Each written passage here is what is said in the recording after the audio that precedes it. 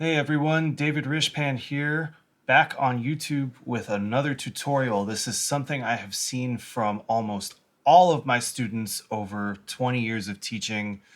Every new student I get seems to have this technical issue. This is the one thing that if you fix it in your technique really early on in your piano progress, you will be set up for success for the rest of your artistic journey. So let's get into it. Before we get into the primary, I don't want to call it a mistake, although it is a mistake. It's additional energy that people don't need to expend when they're playing. It's gratuitous movement, I would say.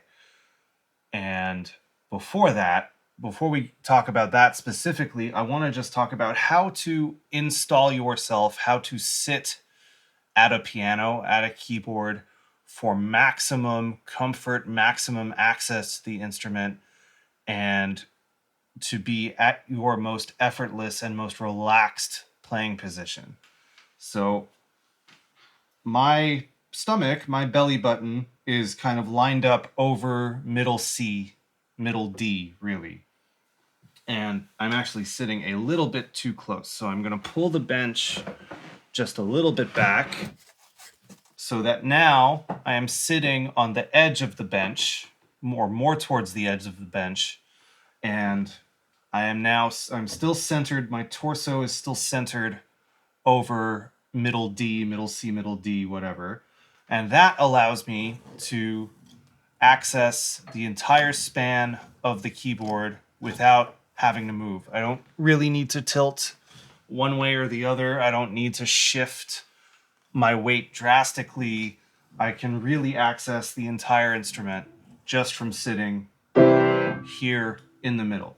You should be sitting on the edge of the bench, close to the edge of your bench or your chair, whatever you have, and you should be totally relaxed. You should be completely relaxed in this position. Think about sitting at your computer, sitting in your favorite chair, whatever. Just totally relaxed. Straight but relaxed. I'm not putting additional tension in my back to be kind of this false sense of straight. I'm very comfortable. I tend to have my right foot always on the pedal, and this is maybe another video. I never treat the sustain pedal like a gas pedal. And I see a lot of people, especially if they're used to playing digital keyboards, electric keyboards, that's their tendency is to just, because in the digital world, that's how it is. It's on or off. Whereas on an acoustic piano, either an upright or a grand, you have all these gradients of half pedaling, quarter pedaling. And one exercise you can do is just find on every piano that you encounter, whether it's your piano or a piano at your school, piano at your church, piano on the gig, whatever, just press the pedal enough to feel where the dampers open, where the dampers come off the string. If it's a grand piano, don't look. Do it by feel, by the feeling under your foot. And remember where that is. And I feel like, especially in jazz and American music, Black American music, a lot of new students and new players rely on the pedal far too much. I think pedaling is going to be a separate video down the line. One thing I've seen every student in my teaching career do, and the one thing that is the first thing I get them to fix. I'm going to play a C major scale.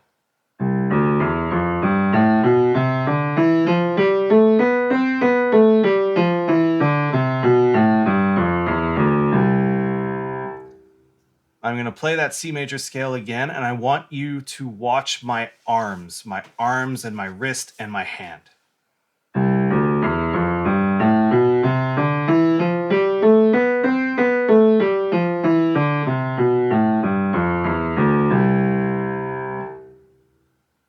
Not much to see, right? Not much to see there, not very interesting. I am not doing this.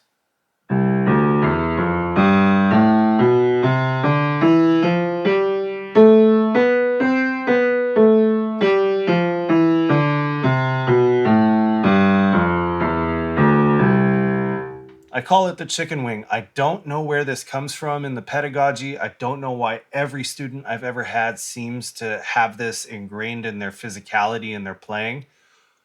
Stop it. Just absolutely from the jump, please stop it. You don't need to do that. I think where it comes from is when we talk about fingering and we talk about scale fingering, we talk about crossing your middle finger over your thumb, or where your thumb crosses under, or whatever. And it doesn't need to be a huge physical movement. Really let your fingers do the work for you.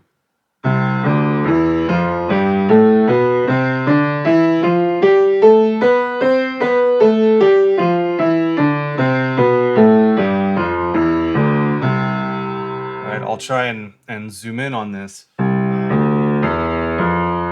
So when I cross my middle finger now,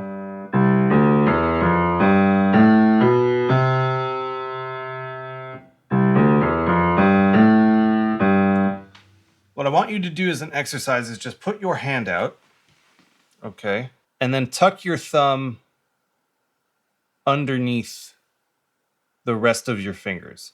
How much clearance do you need? Not very much. If I put it on a flat surface, you don't need that much clearance for your thumb. So you don't need to bring your fingers in this huge arc necessarily over your thumb.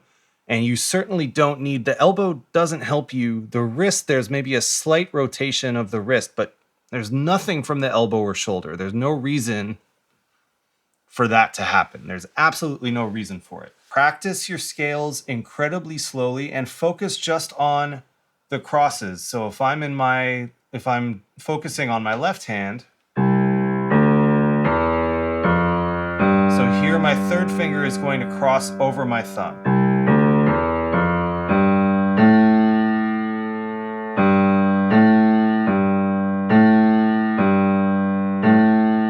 Now I'm just gonna, look how close my middle finger is to my thumb. That's not a lot of space. And certainly my elbow and my shoulder are not going to affect the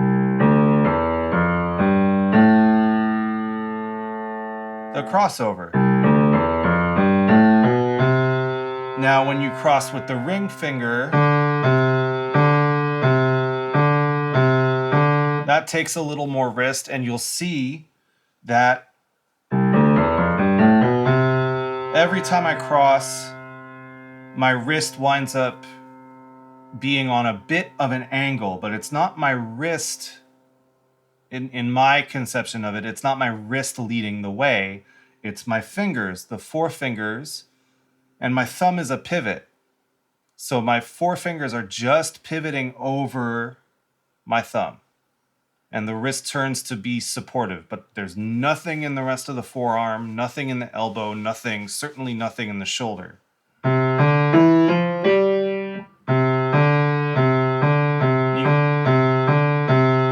you can just practice that cross as well, right? And again, look how little space there is between my ring finger and my thumb. That's all you need. And then the opposite thing, let's say in the right hand, or when the thumb is passing under.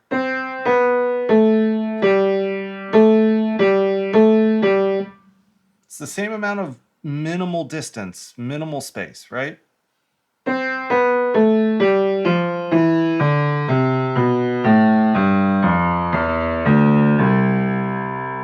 now in the right hand.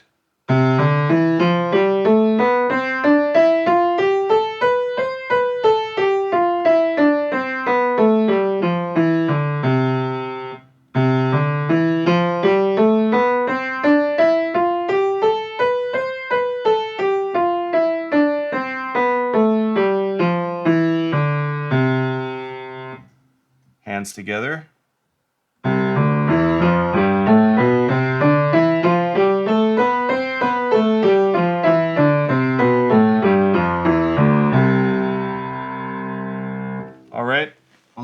more time, a little bit faster, and watch my upper body, watch my arms. Basically, all that's moving are the fingers with a little bit of support from the wrist.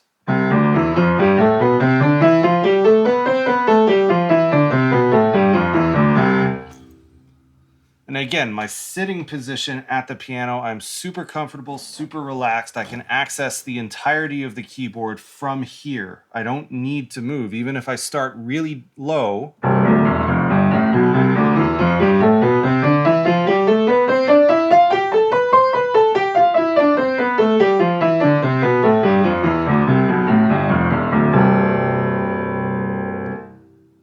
I'm transferring a tiny bit of weight onto this side of my body.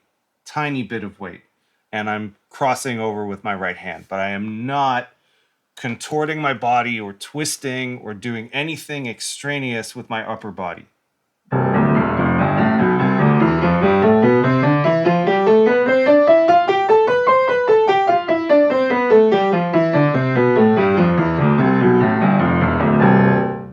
So remember, belly button at middle C or middle D, good foundation in your legs and feet, access to the entire keyboard from the sitting position, and no more chicken wings. All right? Happy practicing. I hope that helps. I hope that is useful to all levels of pianists and keyboardists out there. So hopefully this will help you to recognize the habit and then get out of that bad habit as quickly as possible. My name is David Rishpan. I'll see you in the next video. Cheers.